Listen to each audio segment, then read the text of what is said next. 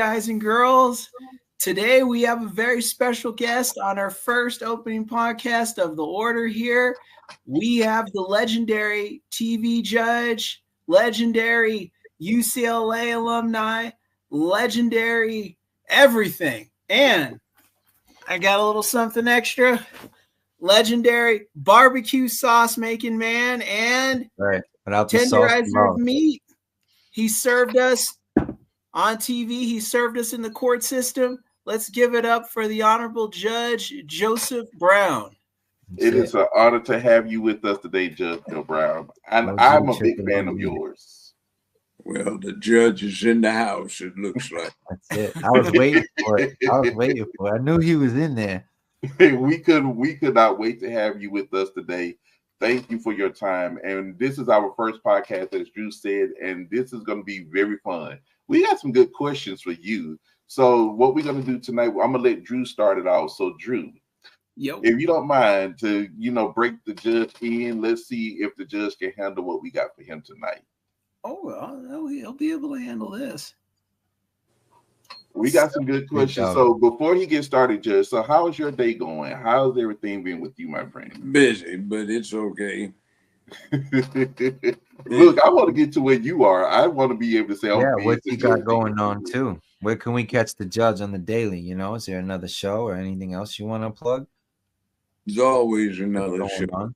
You've got one. What's today? Wednesday. Today is Wednesday. All right. Yes, sir.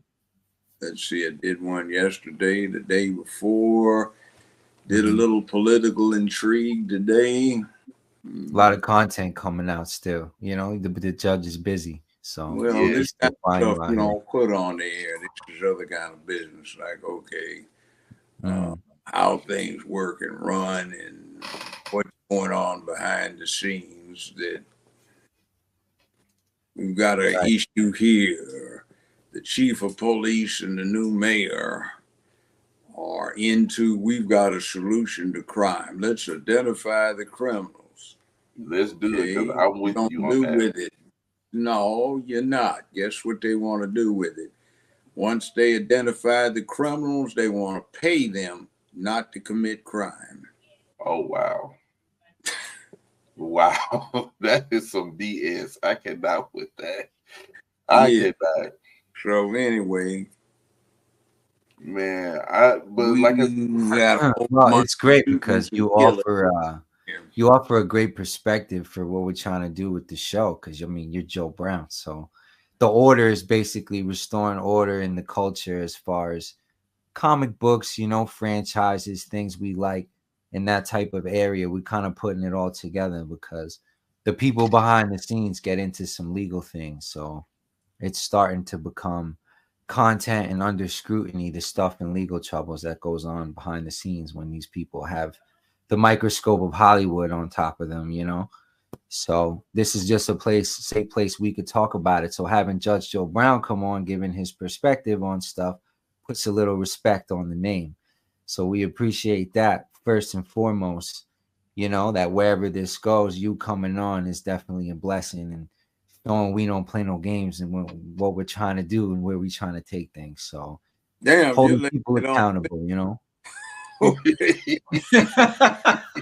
Well, we got to make you feel comfortable, Judge. We have to make you feel comfortable. That's really what it is. So you spread that on. Okay. Yeah. Without the sauce, you lost, Now we know. You the sauce, so. We're honored. We're just really modest man. So, look, like I said, I have been watching your court show for years until it ended, and I still love your perspective. And when Drew told me that he knew you, I was like, we got to talk to Judge, because there's a lot of stuff that I like that I picked up from your show, how you used to talk about lifelong lessons and, deadbeat dads and all of that.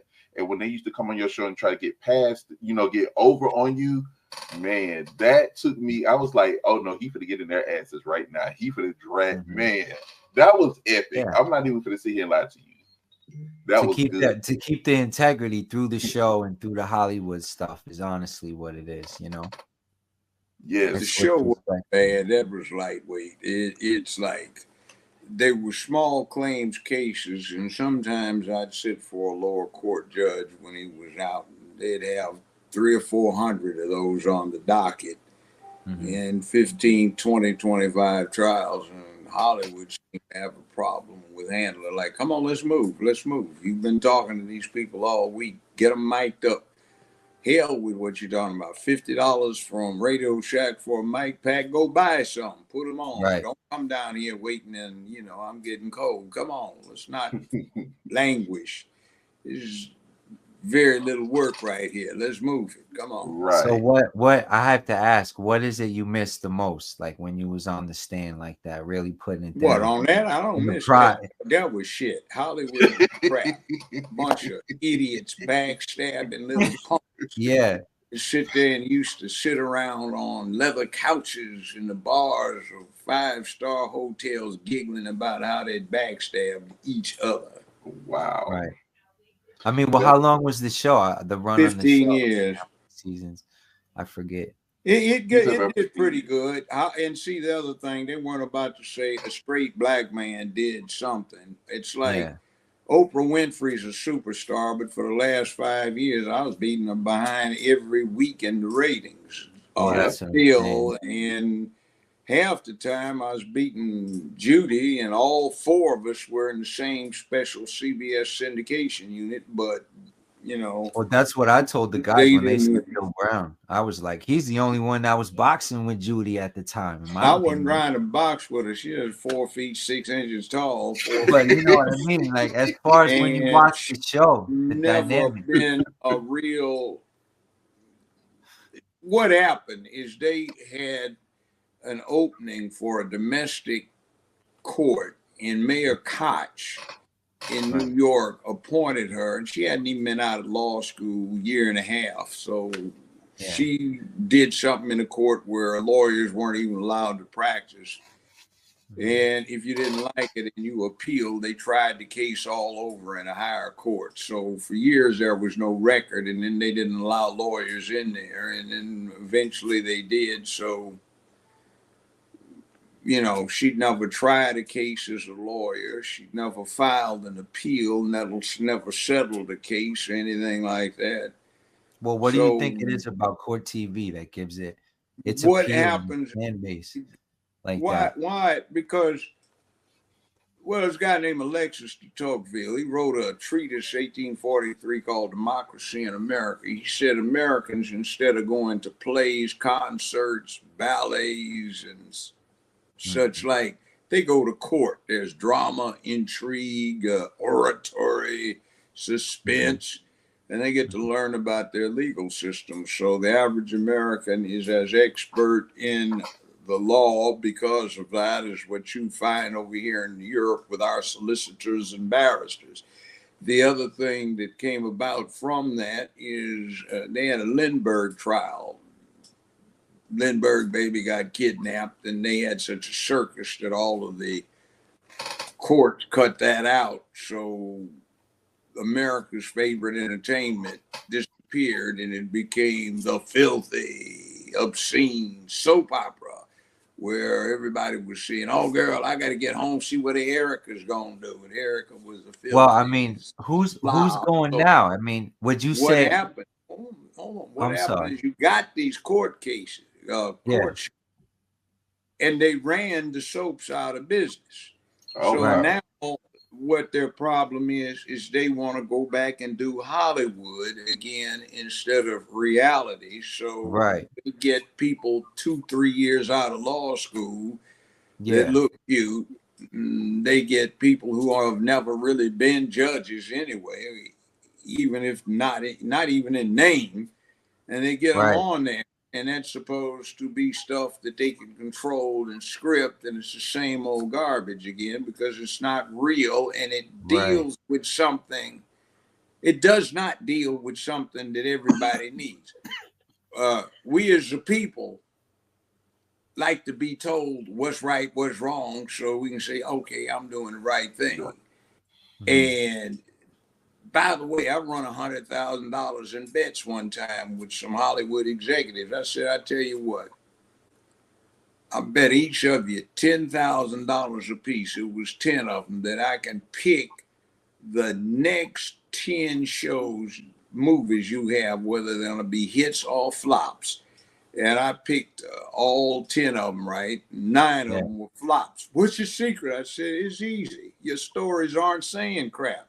If you have a good story, whether it is the cave shaman outside the cave or the witch doctor, or whatever, or you're talking about a Greco-Roman play or Shakespeare or hell, even a John Wayne movie, it says something. So your stuff isn't saying anything. It's just, oh, the lighting's fascinating. Who gives a damn? What story does it tell? Yeah, because see, I was trying to push an agenda, not a story. Right, because see, I was going to ask you about those courts, because there's a lot of court shows they're putting on now that is so scripted and fake. Like there's got Judge Gino Brown. I mean, Brogdon. I'm sorry. I've heard of him. See, I don't even know who's on right now. Right, his is called personal injury court, where they come in and ask for these astronomical prices in court cases. Like one woman wanted $1 million because she fell in the store on some sour cream. I'm seeing see, one thing too, some of the stuff they're doing now is just totally unrealistic, and it's getting the public into the wrong thought process. Right. See, basically, when you have civil actions, what it is it's a bribe. It is an intentional bribe to the wrong party. It says, if you come in here and you sue somebody in court, you won't feel like taking a Winchester or a Colt and going to shoot somebody or chopping their head off to get personal revenge. So it's a bribe to keep public peace, dignity, and order. And a lot of times what winds up happening on these court TV shows is they're doing stuff that's just dramatic. Now, I had something that none of the rest of them had. 24 years ago, got a written opinion from the California Supreme Court. One, recognized me as a qualified arbitrator under California law and said anything that I did was actually official and enforceable in California. And then there was a 2007 U.S. Supreme Court case that involved Judge Alex. Right. And it said when you have binding contractual arbitration, that comes under the Arbitration Act of 1928, and it's enforceable anywhere in the country. So you were a real judge. Yeah, I was a real deal. Wasn't just arbitrator TV. Under the California Judicial Arbitration and Mediation Statutes, and I also was told in the decision that I could fine people in contempt and it would be enforced under California regulations, which sometimes I did. And see, I want to ask you, Judge, about your time as a traffic judge. Now, I was never a traffic judge. I thought what was it? No, hell no. I'm so sorry. I thought, because I know I seen a video of I got elected as a state trial judge to 16 were the terms, several elections. So, by the way, I got a certificate somewhere around here from the state of Tennessee signed by the governor that after the last election, I had for life the official title of judge, and I could use an honorific under the state of Tennessee. I am so sorry, Judge, because I know I've seen a video. Murder cases. That's what I was going to say, because I know I've seen a video of you trying a case, and I thought it was a traffic case. I do apologize, but no, I wanted to know. I didn't have the time for that kind of nonsense. What I did, in fact, I was the last judge on the James Earl Ray Martin Luther King thing. It would have been my finding, by the way, that Ray was not person that killed King. He might have been a conspirator, but he was a low-level one and essentially a scapegoat. What actually happened on that, just FYI, since I'm publishing it, is the FBI recruited a 2-man hit team from the Quantico Marine Corps sniper school. They supplied the weapons. They got 5 of them on invoice late December 1967. I have the serial numbers in various places. Late April, after King had been assassinated, April 1968, the Justice Department ordered them to return these experimental weapons to the military. They claimed they lost one. And the serial numbers of the other 4 that they got on inventory and return, I have that. So the one that's missing is a murder weapon. What it was a special M14 rebarreled with a stainless barrel with a unique rifling twist. Instead of the 1 in 12 that was on the M14 standard, it was a 1 turn in every 11 1/4 inches. In other words, if the bullet went down the barrel 11 1/4 inches, it would make 1 full turn. It was a special custom loaded ammunition that was used. And the FBI got 5,000 rounds of that on invoice at the same time, late December. Everything matched up. Now, what does that mean? 1 turn in 11 1/4 inches. That meant you would have had a very good custom gunsmith to have made Ray's rifle barrel. And what he had was a Remington 760 pump rifle, which was 30-06. And it had a rate of rifling twist of 1 turn in every 10 inches. But the bullet they pulled out of King was fired from a weapon that had 1 turn 11 1/4 inches. And there were 73 barrels that the U.S. government made up at their Army Marksmanship Unit. And they made 72 rifles out of them. And there was 1 spare barrel. And that's what they shot King with. It was from the fire station, not the flop house.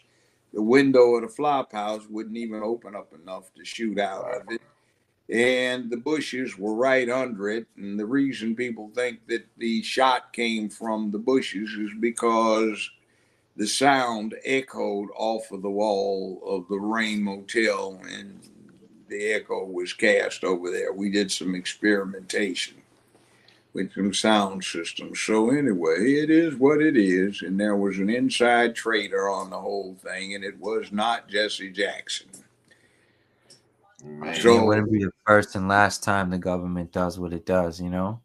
No, it's not. And J. Edgar Hoover actually participated in giving the order, and he personally ordered all FBI surveillance, auditory, and visual of King cease 48 hours before they assassinated him.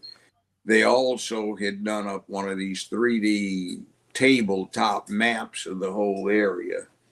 And they made a mistake because they produced one within 6 hours of that. And it takes a team of lieutenants and sergeants and a few privates about a week to make one of those up if it's for the military. So they can't do one in 6 hours. And even interestingly enough, Memphis Police Department's Homicide Bureau said, we kept saying Ray was not the gunman. We knew where he was. He wasn't even in Memphis on the day in question. So he was a convenient scapegoat. He never confessed, by the way.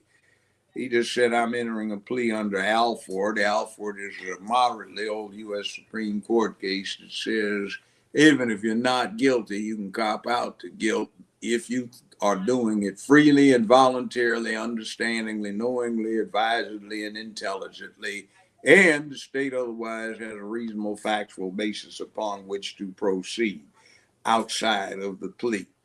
So he proceeded and everything down that list until they got that. And the only thing they had was supposedly his rifle. So when I got it retested, it was excluded. Wow. And see, and a lot of people have been saying that James was not the killer.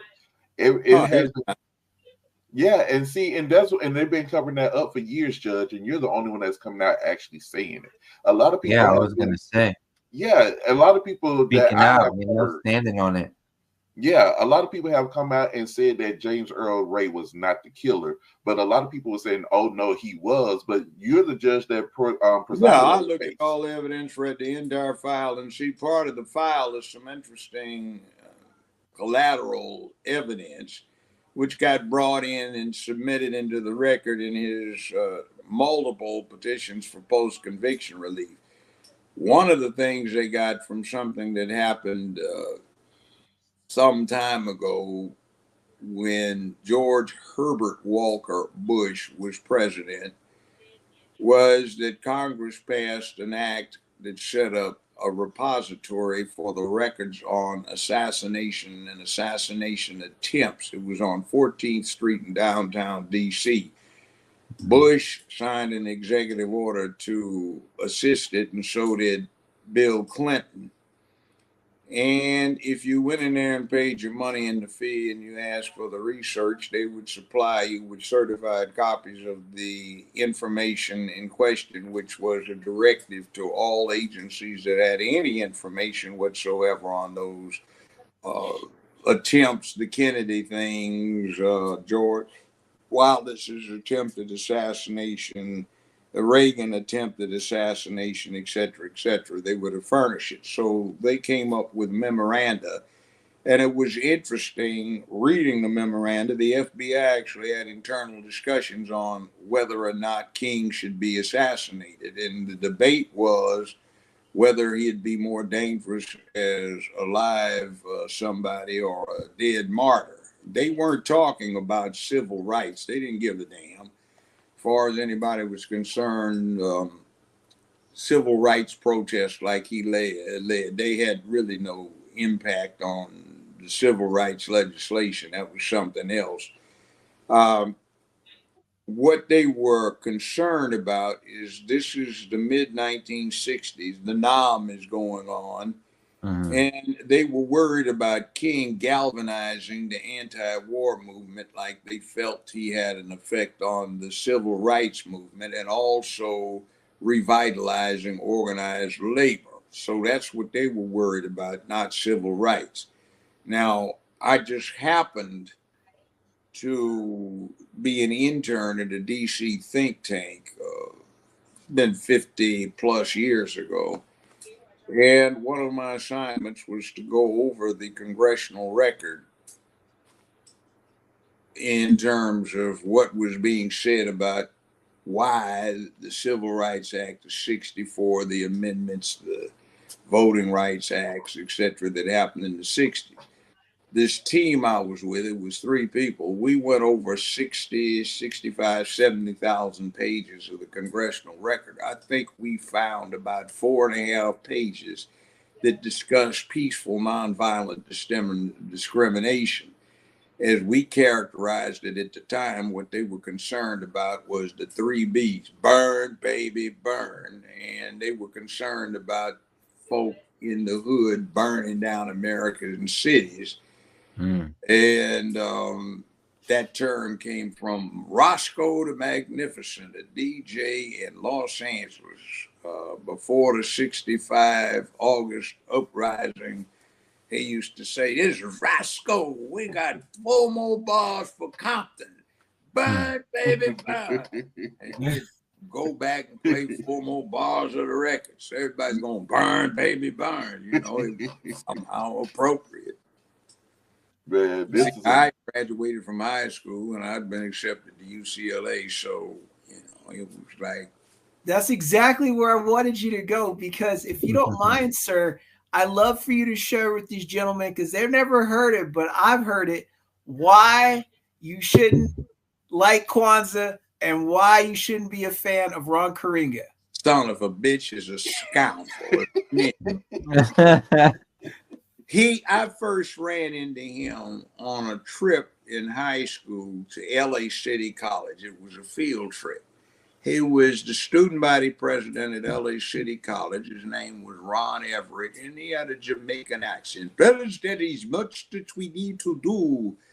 And he had curly baby hair, blue-green eyes, and everything. That's why he wore the shades all the time, and he shaved his head. Then the next time I ran into "Brother, there's much that the black man has need to know. However, it is not at all necessary for you to trouble your head, because I, Marlana, will teach you. I, Marlana, teach on that." So I went to the first Kwanzaa thing. It was on 42nd Street in Crenshaw, in Lamert Park, the actual physical park, not the neighborhood.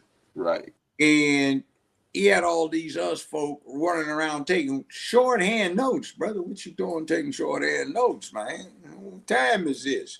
The Marlana needs to know everything's going on." So what was happening is he was trying to bring black people together to talk, and in the process of talking, that was better for him to get information. So what would happen is some of his goons would be there taking shorthand notices, and anywhere from a week to a couple of months later, you get hauled in by the FBI. Were you at such and such a meeting? What's it to you? Well, we have information that you were at such and such a meeting. And what about it? Did you or did you not say so and so and so and so? And they quote you exactly. You ever heard of the First Amendment, dude? Like, well, what did you intend? You ever heard of the Fifth Amendment, man?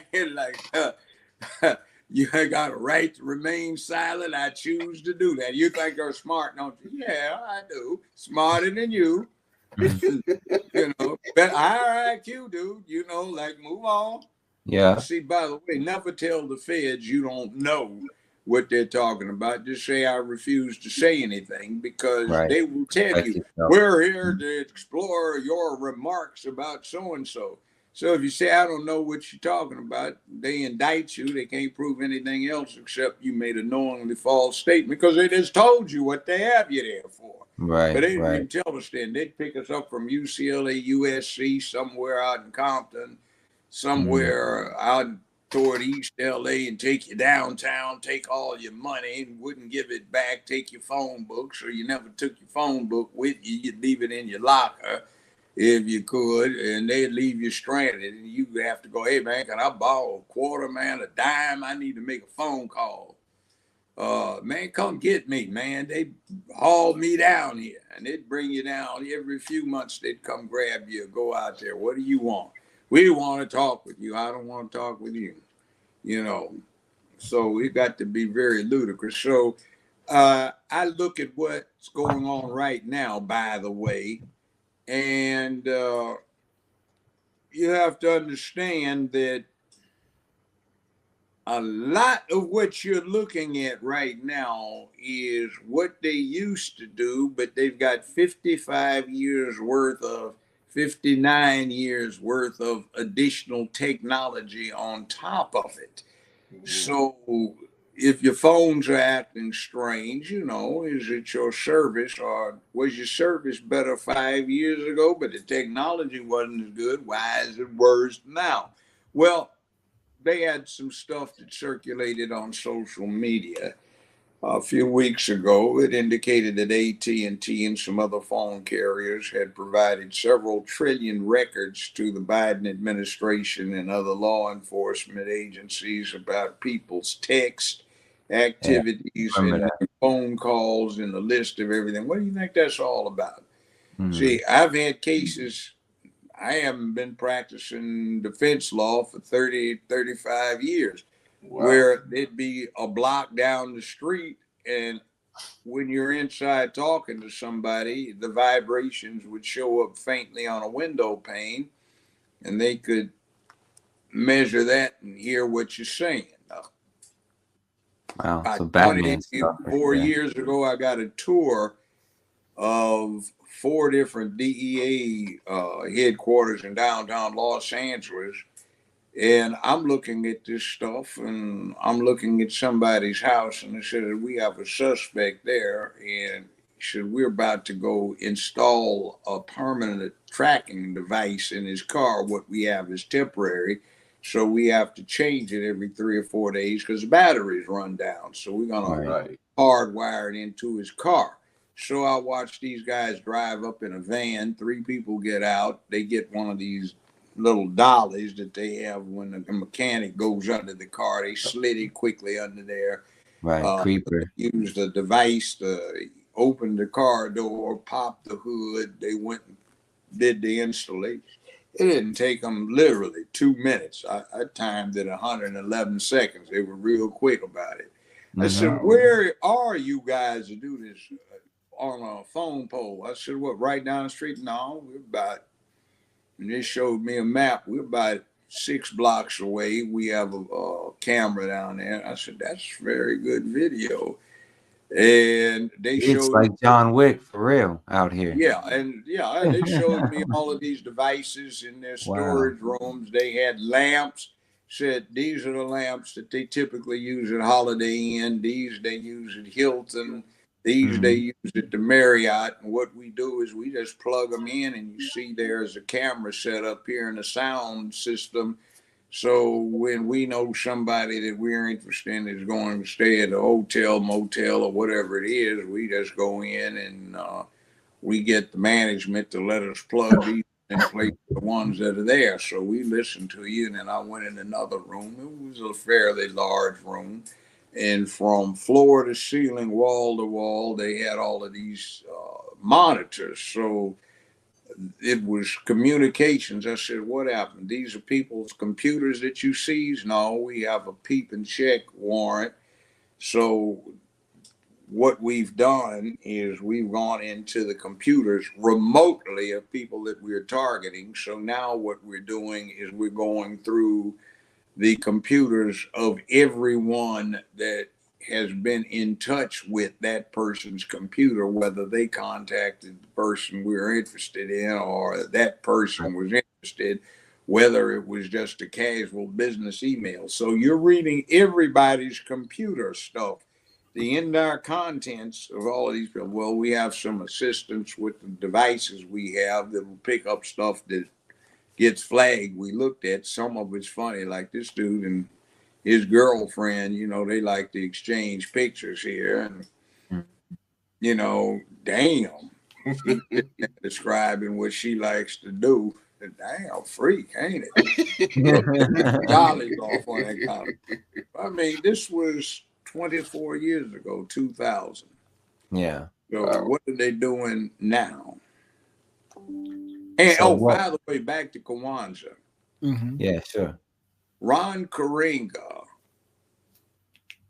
was working with some other people, Amamu Baraka. You might know him by another name. And what Baraka, they were doing, well, he was a poet. Anyway, there was a thing where they would provide information, and they got free passes on stuff. And the US organization was trying to take control of Black communities in various parts of Los Angeles. So they were cooperating with the police, and it turned up after that Bunchy Carter, John Huggins homicide, assassination out at UCLA at Campbell Hall. I was there. A witness wound up testifying in the homicide trial to a mess. They were found, there were 17 bodies on a ranch that they controlled out in Orange County, a farm, and 9 or 10 of the people were people that were acquaintances or friends of mine, and they kept getting free passes on everything. Now, Ron Karenga got sent to the California penal system penitentiary for torturing 3 women. So he got out after 1 year, 1 day, and within a month and a half, he was a tenured professor with the state university system.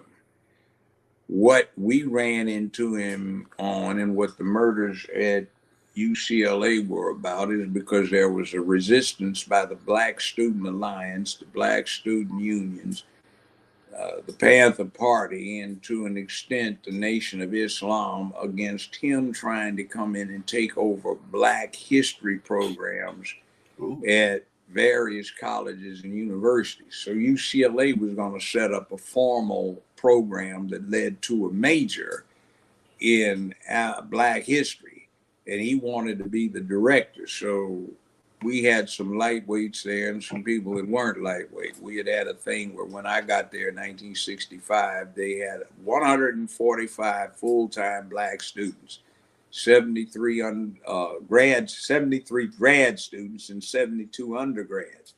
So we set up a BSU and midway through 1966. So we did some stuff, and we wound up getting a commitment to get a block of 250 Black students for 66. That is good. 67. and then another block, 67, 68. Now that second block was a bunch of punks to a great extent. Instead of them participating, brother, we got to make a move on the econ department. They don't have. Well, brothers, it's not that I don't appreciate all that you've done for me and the sacrifices you've made to open things up, but I can't afford to jeopardize my career. You'll have to go on without me, but I'll be there with you in spirit. Grab that fool. One guy now dead.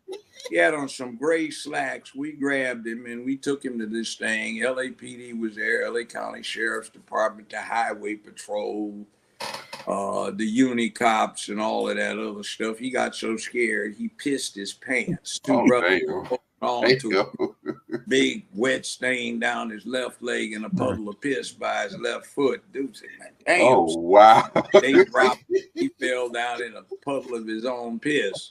So when he recovered, he spread it off. And then after that, he was a consultant for several U.S. presidents on black militancy, punk. His daddy was a punk, mama was a witch, and his sister was a bitch. And them fighting words, Judge. Them fighting words. Them ain't fighting words. I'm being complimentary. Oh man, well, Judge, they almost got you. Yeah, I know. If you weren't in your office, yeah, they would have gotten you. I haven't even got to that. Okay. I'll wait. There's a discourse in there. I was in there with Nathaniel Clark. I recruited him. He was a Panther. Also Geronimo Platt. He was not at the meeting. We called him G. John Huggins and Bunchy Carter and Elaine Brown to UCLA. I was the student in charge of the student committee on black admissions, so special admissions. So Nathaniel Clark was in there. Elaine Brown was in there. I was in there. A lot of what they said went on in the meeting did not go on in the meeting. It was just a continuing hostility about the us folk trying to take over the Black History program. That, by the way, I helped draft, and Professor Crenshaw out there with a critical race theory has plagiarized and bastardized and trimmed down to a whine thing instead of a get angry. This is why you should get mad and be motivated to do something.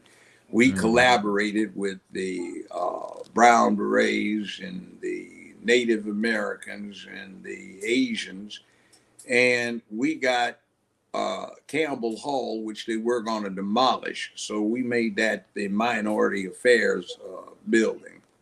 And I had an office on the 3rd floor. So when John and Bunchy got shot, Elaine Brown and I and Nat had just left, Nat Clark, and we were walking in the staircase and we heard something we thought was gunfire up the staircase. We were getting ready to head up, and at the same time looked back down because the door was open. So John was standing, and one of the us guys went behind him and shot him in the back twice. Bam, bam. Wow. And we could see somebody standing in front of Bunchy and shot him from the front twice. Bam, bam.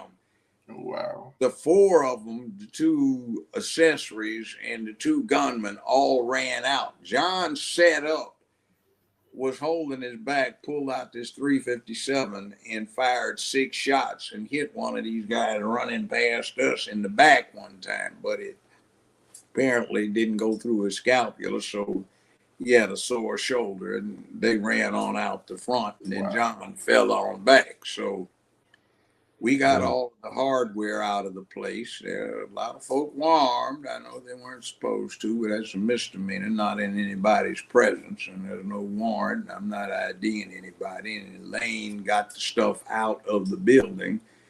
I go up there, and there are 4 bullet holes in the back of my chair, so I run back down, and I'm on the way down. This cop snatches open the door and says, "Don't move." I said, "I ain't breathing, dude. Hey," and I skidded down. So they got me and every brother they could find on campus. And interestingly enough, we had a black vice chancellor named Young. and he was the acting chancellor because the regular chancellor was on a temporary sabbatical. So he was having a meeting in the chancellor's dining room with chancellors from various big European universities. So LAPD kicks in the door, rams a shotgun in his chest, puts him on the wall, frisk him, handcuffs him, and with the shotgun rammed in between his shoulder blades, they march him across campus in front of all the students back where we are, and they handcuff us to a chair, him included. I think they kept us in there about 4.5 hours until we convinced them we had to piss. So they started releasing us after they wanted to talk. So basically everybody was telling the same story. Hey, officer, what happened, man? We were down here, these us orangutans, man. Like, it wasn't like we didn't know who it were or where they were. Some people even gave the police, if you wanted mama's address, this is where they live. I know where the other one, you know, yeah, tell them, you know, well, tell them. So they got 2 accessories, and they never did catch the gunman. And the interesting thing about the accessories, I think Johnny Cochran represented them along with a defense team. They got found guilty of 2nd-degree murder, all right? They sent the 2 of them to a penal camp, and they were twin brothers, the Ali brothers, all right? And they were there less than 48 hours, and they just walked off. We discovered that they had recalled the all points bulletin on them, APB, within 24 hours. So this is about 3 or 4 months after they had gotten sent up. And there's this guy named Ayuko Babu who runs the Pan-African Film Festival in LA, still does now. Put this thing on at the Palladium, which was a huge club on Hollywood Boulevard in LA. And what it was about was this. We had gotten this supply of jungle boots, a huge airplane full that we want to get sent over to Mozambique for the Frelimo guerrillas. And the State Department seized them. So we decided to raise money. So we got Oscar Brown Jr., Pharaoh Sanders, Taj Mahal, Gene Pace. We got Aretha Franklin, and we got Stevie Wonder to agree to do a free concert. It was a hell of a concert, man. It went like, it was wintertime. It went like from 7 o'clock until 6 a.m. I mean, the guy said, I'm not closing this place down. If you don't get everybody to take the drinks off the table at 2 o'clock, you can keep going. He would be crazy to close that down with them big names there. Hours and Aretha just cut up. So we raised a lot of money. Now, while this is going on, I'm walking through the audience, and who do I stumble onto but the Ali brothers? Like, what are you throwing out? We just walked off. I said, damn, you know. I was glad I had my pistol on, you know, like, hey, this. So they went on. Now, to make a long story short, 25 going on 30 years later, they got tired of being nervous, and they attempted to surrender themselves. California told them, we're not interested. We don't care. Go on about your business. Wow. So that's what time that was. So if you remember the first Million Man March, Minister Farrakhan was up there, and he said, now we're going to, in the spirit of reconciliation, we have Ron Karenga, the Maulana, as he's called by his followers. He's here. And now everybody control yourself. Don't get unruly. This is in the spirit of reconciliation. We're going to invite him to make a few remarks. See, everybody in LA knew the treason this fool was into and how he had double-crossed folks, set folk up. He got H. Rap Brown thrown in the penitentiary. I was one of H. Rap Brown's bodyguards for this particular week. And he was over in what we call the jungle now. And he was going to go to the airport when the Karingatangs came over there, and Ron Karinga too, so he could meet him. And we advised him, don't let them take your luggage out there. We called him in the back, said, they're offering to take your luggage. Don't let them do it. So he said, well, in spirit of unity, I'll let them go ahead and do it, save me the trouble. Now, in those days, they did not run things through metal detectors and stuff like that. They didn't even have any set up. You just walked on in, and you could take your luggage in with you straight on to the airplane. Right. Nobody gave a damn. So Karinga's folk took his luggage out there to check, and what they did is they smuggled in a disassembled carbine. So when we get Rap Brown out there later, what winds up happening, he gets out, walks in, and they throw him on the wall because he was under indictment for inciting riots.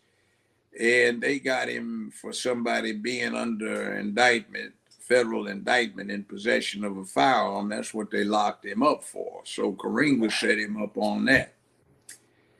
And he was there personally that time. I didn't like the son of a bitch anyway. He's sleazy, fake, and he got that year and a day for torturing 3 women. He was paranoid. He thought they were trying to poison him. So he put a soldering iron up one of them's vagina and a hose up another one. Oh, He wow. was cold-blooded about it. Crazy stuff. You know, it is what it is. But he did a year and a day, I guess, to give him credibility. And after he got out, whatever. So should have gave him longer for that. That was just disgusting. Well, yeah, but bottom line was he did it 1 year and 1 day, and then he's a tenured professor within 2 months in the state university system.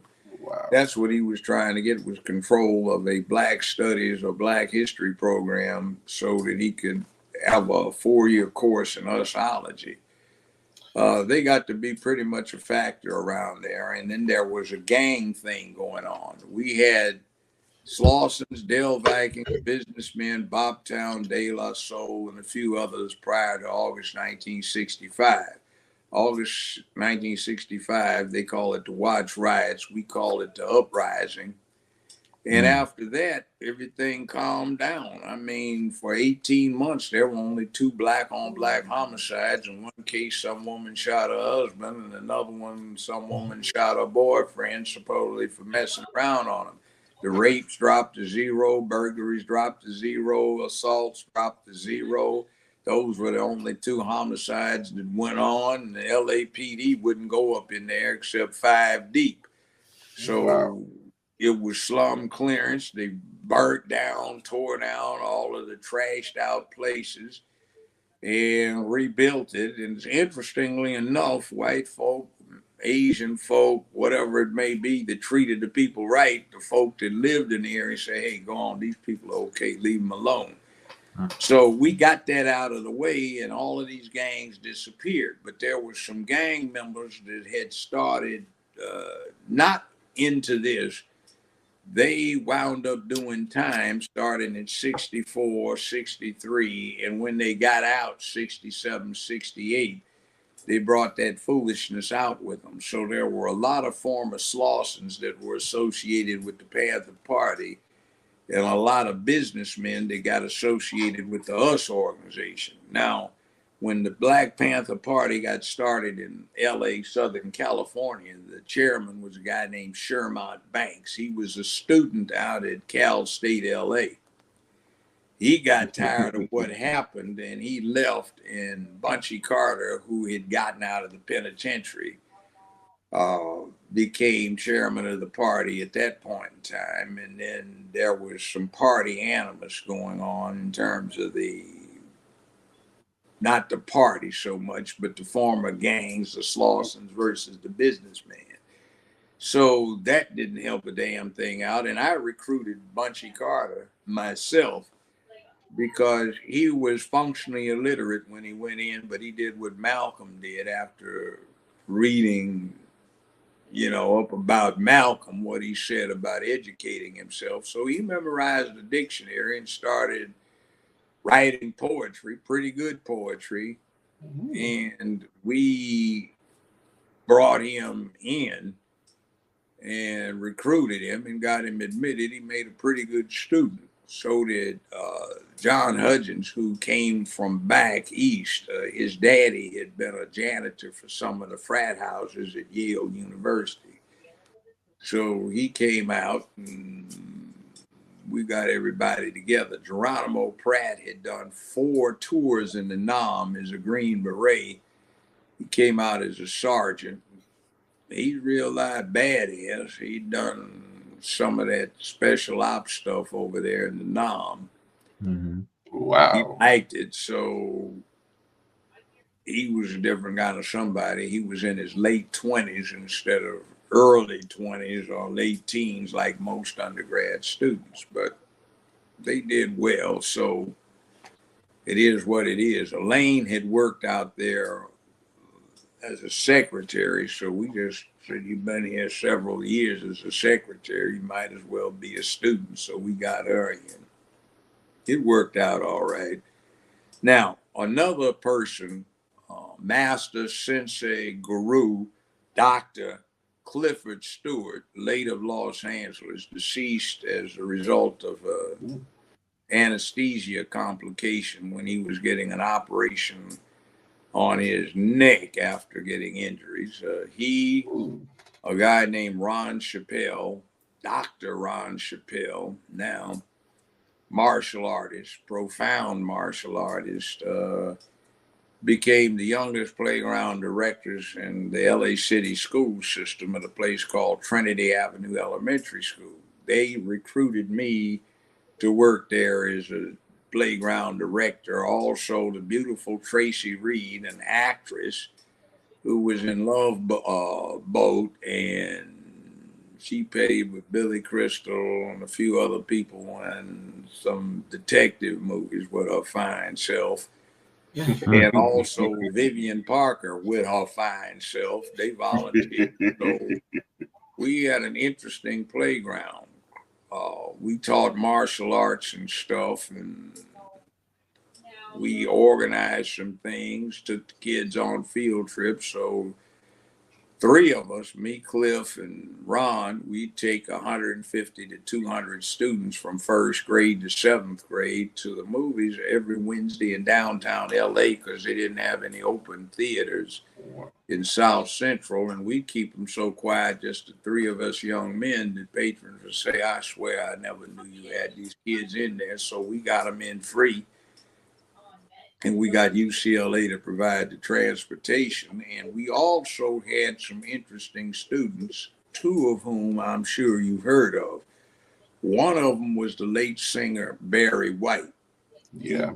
Skinny 12-year-old on the playground. And we got to his mom. She listened and she helped him escape that part of the hood. It was pretty bad over there.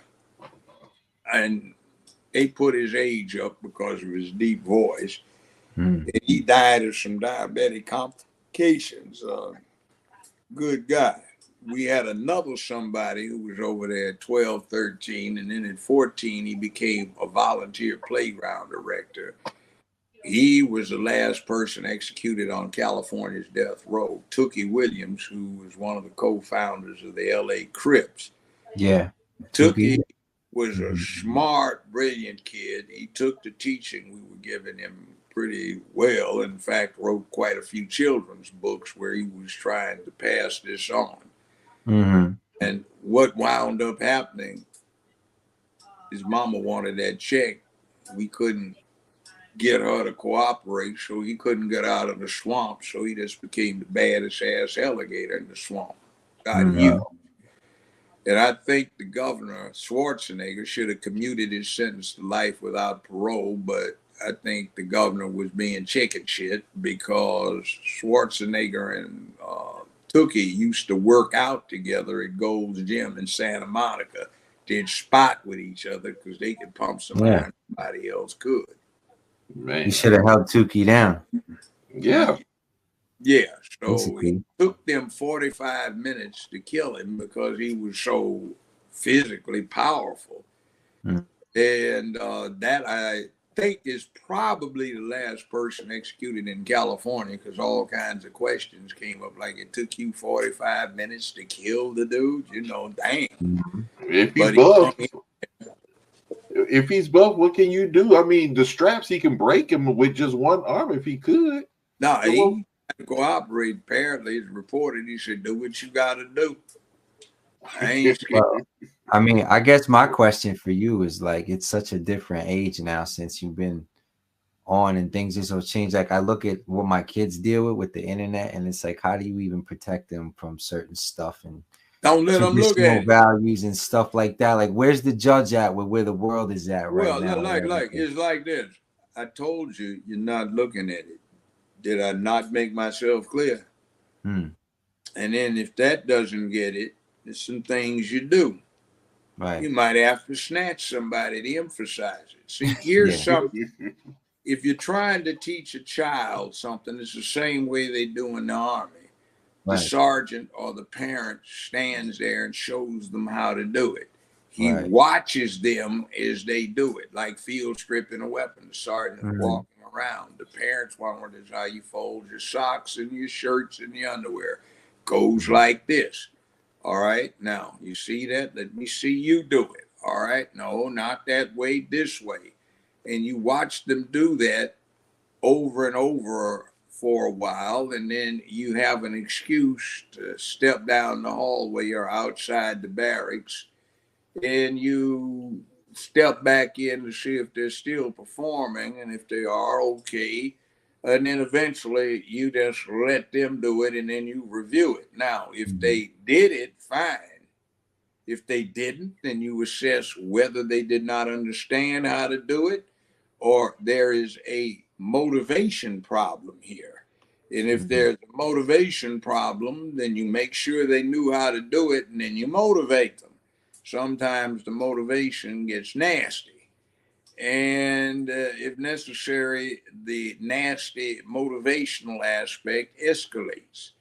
And then you, by the time you make it very uncomfortable for the subject to not do what he is supposed to be doing, or she, then you can back off because they've learned their lesson. See, corporal punishment is, for example, legal still in Tennessee, but most cops don't know it and most DAs don't know it, but it's still on the books. And they've upgraded it. And the bottom line is you see, when you substitute artificial pain, you are preserving the child from the onus of suffering serious pain rendered by the real world later on in life, because the world does not give a goddamn about your excuses. Sure don't. And see, ultimately, we are in a safety bubble. We are the badasses on the planet when it comes to eating meat. A lot of us are vegans or vegetarians, but if you want to eat meat, you can pretty much eat what the hell you want. Now, I can take you some places in the ocean. I'm a certified master diver. I can take you some places in the ocean where there's some stuff out there that might want to eat you. Be swimming with the sharks, Yeah, huh? I can take you some places on land where there's some things you don't want to see, but they might be very anxious to see you. But I can show you how to deal with them too. And remember, we used to deal with them with stout sticks with rocks on the end of them. So they're endangered. Oh, the elephant, once a magnificent creature, now endangered. Send $19 a month to the World Wildlife Fund. The tiger, king of the jungle. As they clone the And woolly now mammoth, you know. endangered. Send $19 a month to the World Wildlife Fund. Poor Oscar, chained in a kennel in the backyard, in the cold, will never know love. Send $19 a month to the ASPCA. Poor Jamal, he ain't never known love. Send $19 a month to Save a Negro Fund. You know, And they like, still got the that commercials ain't out the way too. the world works. Right? So, I mean, there's all kinds of stuff that goes wrong if you get it wrong, but we've got people in place. Oh my God, it's unfair to the children. Oh I God. remember 50 years ago, I was on the Title I committee. I was at a legal services program, so I was their representative. So we started getting these clowns in there. It's unfair to the children because they've been in school all this time, 12 years, and now they want to show in cap and gown. And just because they don't get a diploma, they shouldn't be deprived of graduation. What the hell did they graduate from? So they started this nonsense with a certificate of service, attendance.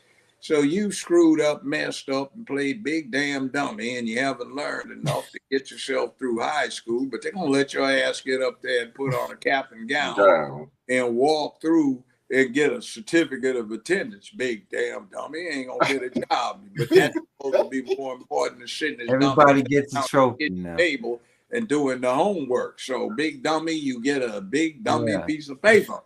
But what did you learn? You didn't learn stuff, so you remember, yay, man. You know, like he ain't got to do what he ain't got to do, man. You know, like I got my bitches and hoes take care of me, man. Well, I'm with you, Judge. That's not how the world works. The women take care of you. What's wrong with you? Mm. Don't you? You still got your dick, don't you? Or did you cut that off along with your balls, man? What's Probably stayed at the school before they crossed the It's getting crazy out here, Judge. That's what they want you to do. That's the kicker. That's what they want you to do. I Cut can't that thing do that. off. Yeah, I can't do that. I could never attack family. Promoting manhood. That's what I've been doing. Yeah, there's definitely agendas going on nowadays within everything. And they want to see everything up, man. You're supposed to be sweet. By the way, have you been keeping up? Go to the French news services, the German news services, the English edition, and see what Putin is saying about why Russia's in Ukraine. One, because they got asked by some Ukrainians to come back because they missed being part of the old Russian Empire and the old Soviet Union. They were the biggest state in the Soviet Union.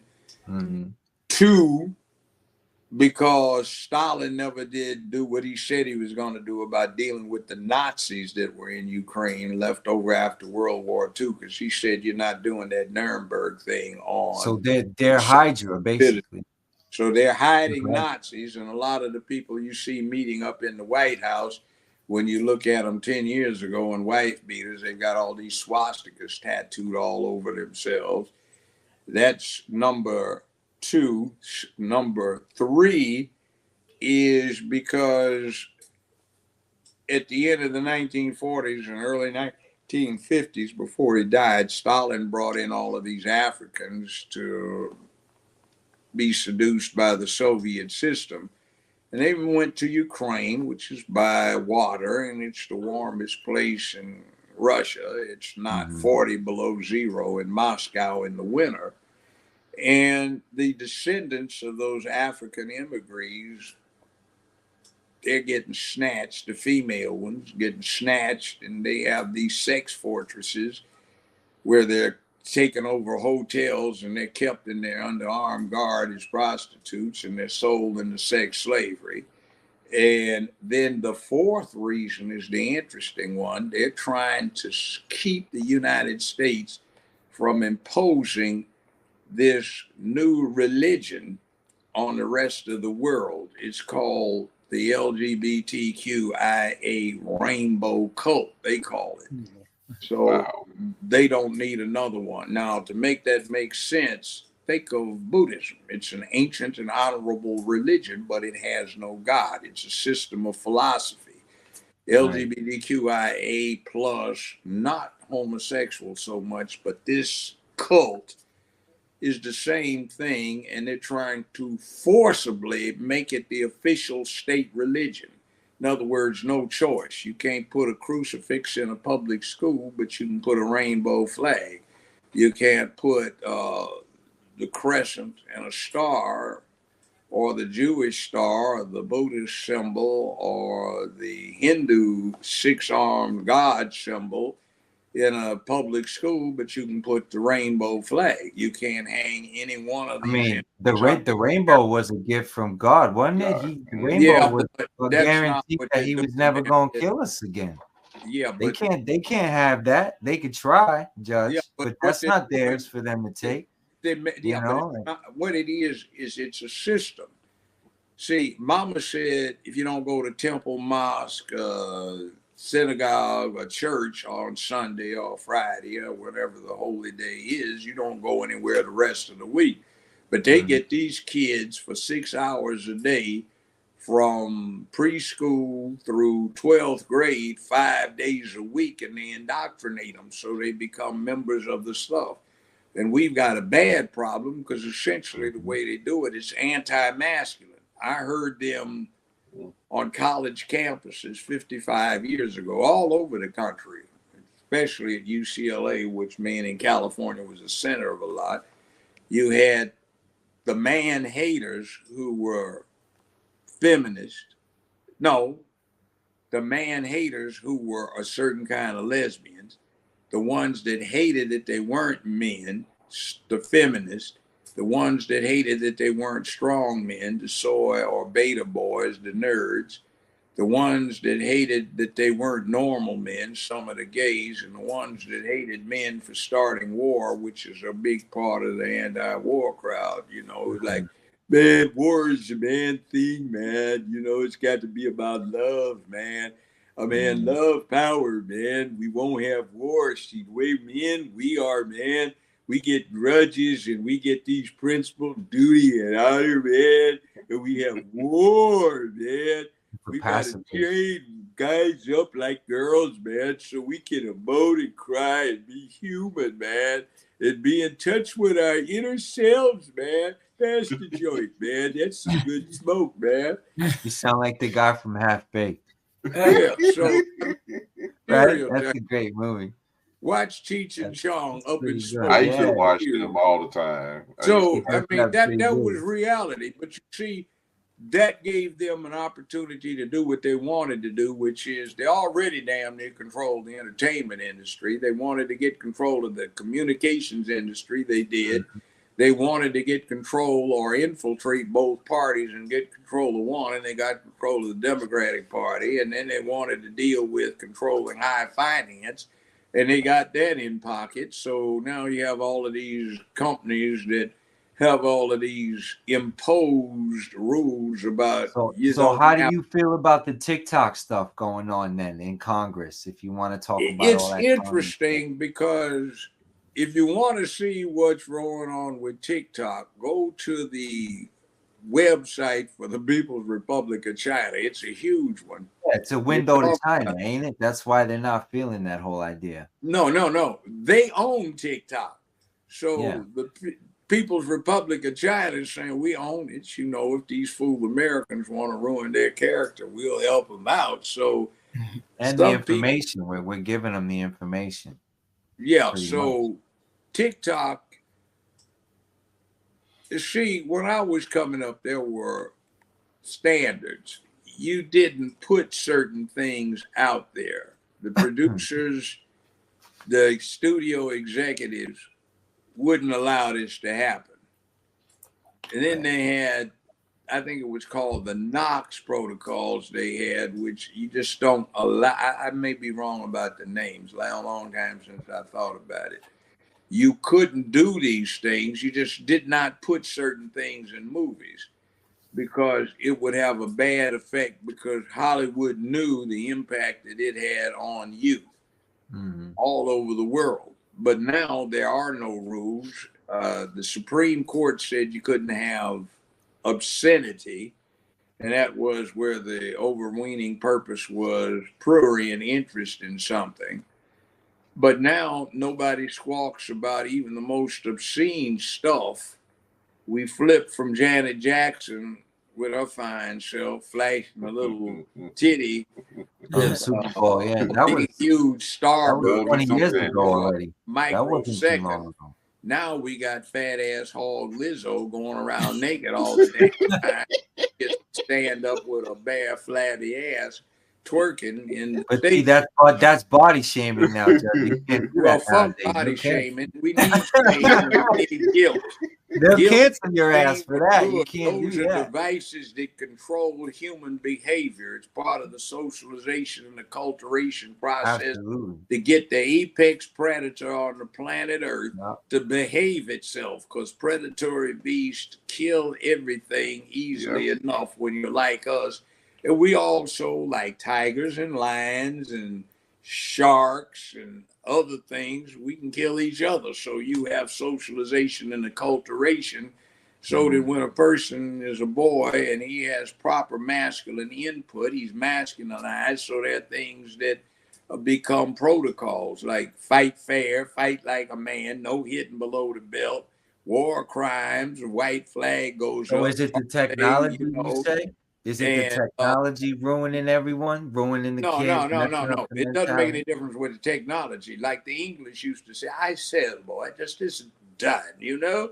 Yeah. You know, I sail, fellow, you know, that's not quite cricket. We just don't do it that way, you know? And these punk asses have never heard manhood, and most of them don't even understand what a fair fight is. Yeah. So you protect these little punks from bullying. They don't learn square one masculine things, stand up to a bully. That's what all men have had to do since alley-oop was running around in front of a cave.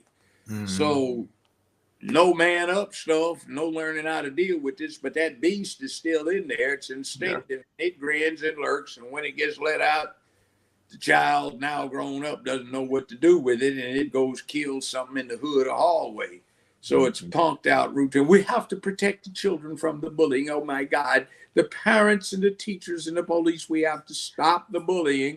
Oh, he killed himself because they bullied him all night. Oh, damn, fool, turn the shit off. If you're that damn weak, take your dumb ass out. You know, we don't need you. What you here for? So I'm gonna tell we you, I've get been this bullied. kind of thing going on, and it gets real bad, and boys don't learn the protocols. And like, you know, when you're 7 years old, you know, you don't mess around with somebody 9 years old, 8 years old, you get embarrassed and slapped across your head. There are ways of dealing with it, but people grow up and they don't learn these things. So you see people constantly escalating because they don't know what's a fight about. I would go speak to places and said, everybody in here over 70, hold your hand up. Anybody over 70 who's never been in a fist fight, take your hand down. Nobody's hand goes down. Anybody over 60, all you 70, put your hands down. Over 60, raise your hand. Anybody in here not been in a fist fight, put your hand down. Nobody's hand down. 50, few hands go down. 40, a lot of hands go down. 30 and over, a whole bunch of hands go down. See, you punk asses ain't never been in a fist fight, never had your butt kicked. Don't know how to kick ass, go around acting like you can. You know, some of us walk around, yea, though I walk through the valley in the shadow of death, I fear no evil because I'm the baddest EMF in the damn valley. A lot of folk don't even know what that means. You gonna front off with this? You know how to get your John Wick on? No. You know karate? No. So what in the hell are you gonna do? It's weapons. We have to get rid of these assault rifles. Hell, you can kill somebody real fine with a rock. Most people kill by a damn claw hammer in your tool chest than anything else. A whole lot of folk, by what I had to preside over, get killed by screwdrivers and butcher knives. Lot more. And you shoot somebody, that's real noisy and calls attention. You knife somebody, that's quiet. That's so true. That is so true. Man, Slap them with a claw hammer, you put them out unconscious. There's just a thunk and squish.